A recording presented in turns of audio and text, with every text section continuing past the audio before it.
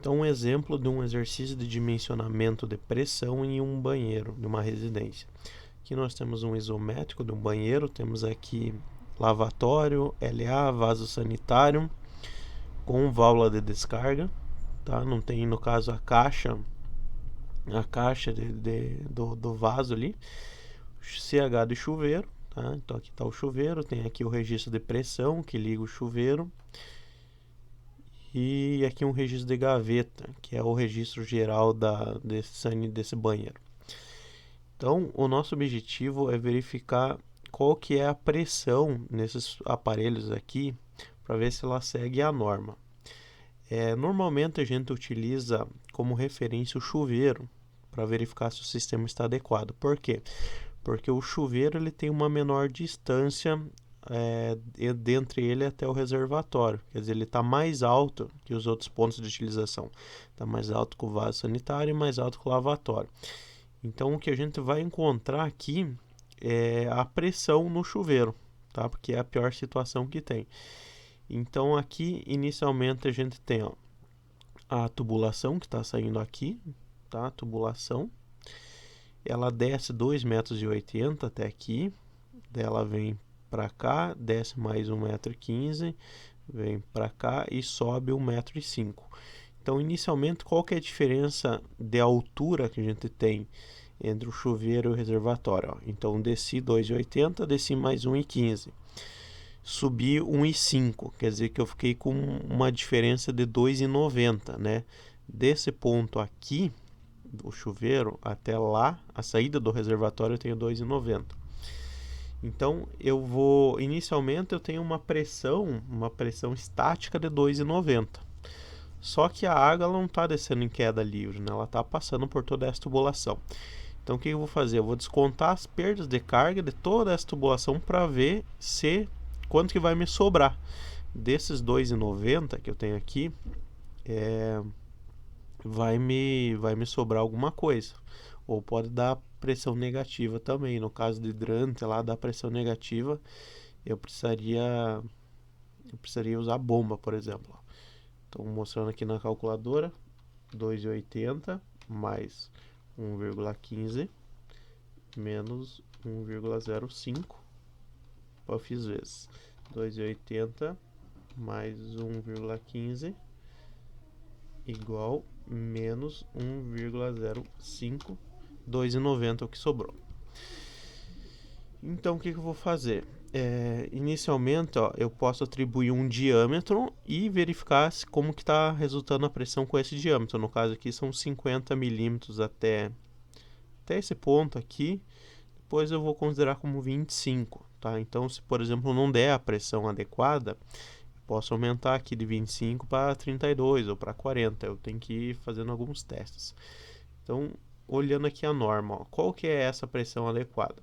Então, o item 5.3.5.1, em condições dinâmicas, quer dizer, pressão dinâmica com escoamento, pressão da água nos pontos de utilização deve ser estabelecida em modo a garantir a vazão do projeto e o bom funcionamento de peça de utilização de aparelho sanitário. Aqui, em qualquer caso, a pressão não deve ser inferior a 10 kPa ou 1 MCA, tá? Então, a gente trabalha com MCA, por quê? Porque MCA consegue fazer uma relação fácil com a altura, Eu tenho aqui uma pressão estática de 2,9 MCA e descontando todas essas perdas aqui, eu tenho que sobrar pelo menos 1. Ou seja, eu tenho 1,9 ali para queimar, que seria a diferença de 2,9 para 1. Então, vamos verificar se isso aqui está adequado.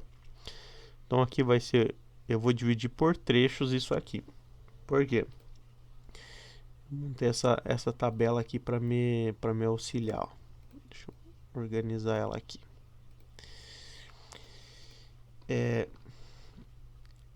Primeiro eu vou começar pelo trecho DC.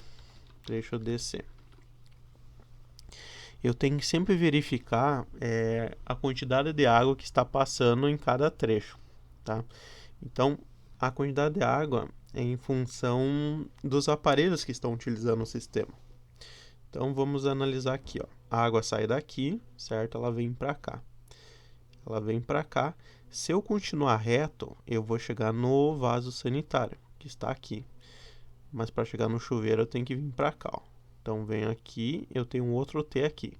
Se eu vim para esse lado aqui, ó, eu vou chegar no lavatório, tá? Mas para chegar no chuveiro, eu tenho que seguir esse caminho aqui. Então, apesar de eu estar considerando só o trajeto do reservatório até o chuveiro, ó, aqui, aqui e aqui, chegar lá no chuveiro, eu tenho que considerar que por esses trechos de tubulação, eu vou ter a água passando que vão para os outros aparelhos também. Então, isso tem que ser levado em conta no dimensionamento. Então, por exemplo, ó, trecho D, começa o D aqui, vem até o C aqui, trecho DC. Ele vai passar água do que? Ele vai passar a água de todos os aparelhos, ó. Porque para chegar, por exemplo, no vaso, ele passa por aqui e ele continua reto, né? Ele passa pelo trecho DC. Para chegar no lavatório, ó, ele passa por aqui também, vem aqui e chega lá no lavatório. Então, aqui na somatória dos pesos, ó,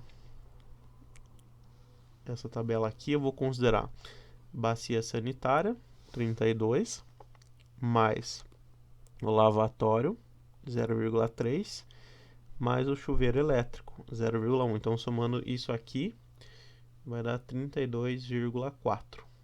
Eu vou preencher como somatória dos pesos, 32,4. Então, por que, mais uma vez, por que isso? Porque todos esses três aparelhos, a vazão deles passa por esse trecho DC aqui, tá? E eu coloquei o C justamente nesse ponto, por quê? Porque a partir daqui, o vaso ele já vai ter ficado para trás, ó. Então, vai seguir só a vazão do lavatório e só a vazão do chuveiro, tá? A vazão, então, ele é essa equação aqui, ó, tá? Tá meio de lápis ali. 0,3 vezes a raiz da somatória dos pesos. Esse 0,3 ele é um fator de minoração, porque considera que a gente não está utilizando todos os aparelhos do banheiro ao mesmo tempo, né? Então é igual a raiz da somatória dos pesos vezes 0,3, é 1,7. As peças. Então vamos ver as peças que eu tenho ali.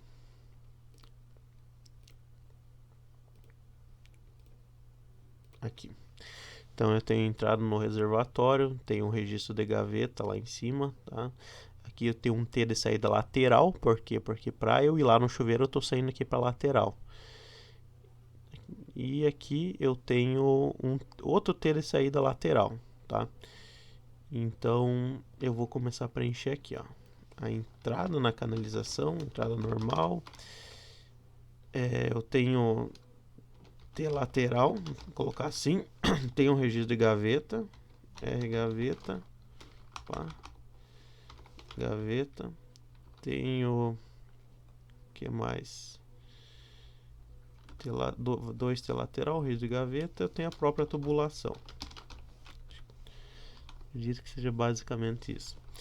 Então aqui, ó, eu tenho uma entrada normal, dois T de saída lateral, um registro de gaveta e a tubulação, né? Então, um T lateral aqui, outro aqui, um registro de gaveta, a entrada na canalização e a própria tubulação. Então, como eu atribuí um diâmetro de 50, eu venho aqui nessa tabela dos comprimentos equivalentes, acho as peças aqui com o diâmetro que eu considerei. Então, por exemplo, T saída de lado, tá? Que é o T lateral. Para 50 milímetros, que está aqui, ó, é 7,3 o comprimento equivalente. T lateral, 7,3. Vamos achar aqui o registro de gaveta para 50 milímetros, está um pouco riscado ali, mas é 0,7. 0,7. A entrada normal na canalização, entrada normal para 50 milímetros é 1. E a tubulação eu tenho que medir no isométrico. Eu tenho 1,10 m mais 2,80 m, eu tenho 3,90. Isso que eu preencho lá. 3,90. Na verdade, acho que eu vou criar mais uma coluna aqui e colocar comprimento total. comprimento total vai ser igual o comprimento vezes a quantidade, né? Vou fazer aqui para todos, eu somo isso aqui, ó. Então deu 20,2. Perda de carga unitária. Então eu tenho que ir lá agora no ábaco. Esse ábaco aqui. Eu tenho que colocar aqui, ó, então o primeiro ponto no diâmetro de 50. O segundo ponto na vazão, em litros por segundo, que no caso aqui 1,7, né? Ela tá mais ou menos aqui. E eu vou levar isso aqui de forma que eu acho a perda de carga lá. Então vou tirar um print screen, isso aqui, colocar no Paint. Colocar aqui uma cor vermelha, ó, é de 50, passa em cima de 1,7, mais ou menos aqui, né? E eu chego lá na perda de carga, que deu ali 35, mais ou menos 37, né? Aqui tem a velocidade nessa coluna aqui, ó. A velocidade em metros por segundo tem que dar menor que 3, conforme a norma. Então ali está abaixo do 2, inclusive. Então, o que eu vou fazer? Eu achei 37, esse é o valor dividido por 1000. Eu vou pegar, perder carga unitária igual 37 dividido por 1000. Deu ali a perda de carga unitária. A perda de carga total é igual o comprimento total vezes a perda de carga unitária. Então eu perdi nesse trecho 0,74 MCA. Tá? Eu vou colocar aqui uma cor diferente para ficar organizado.